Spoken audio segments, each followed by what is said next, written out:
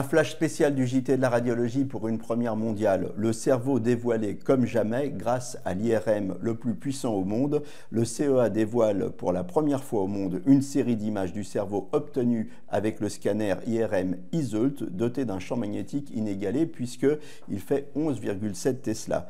Ce succès marque la concrétisation de plus de 20 années de recherche et développement dont l'objectif était de construire l'IRM le plus puissant au monde pour pouvoir imager à un niveau de résolution jamais atteint, le cerveau humain, sain ou pathologique, et découvrir de nouveaux détails sur son anatomie et ses connexions et son activité. Seulement 4 minutes, c'est le temps qu'il a fallu pour acquérir certaines de ces images que vous voyez en ce moment du cerveau. La résolution est impressionnante pour un temps d'acquisition très court, 0,2 mm dans le plan et 1 mm en profondeur. Ça représente à peu près un volume équivalent à quelques milliers de neurones.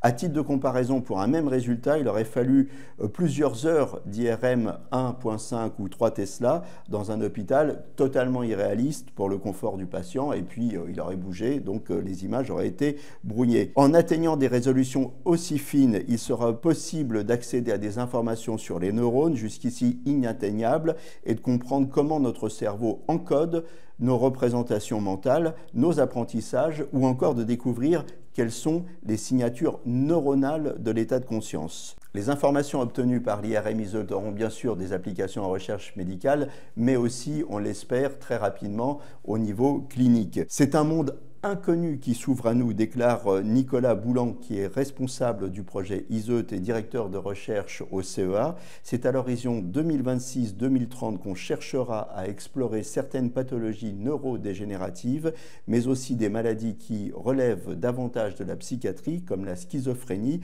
ou les troubles bipolaires, sans oublier bien sûr les sciences cognitives.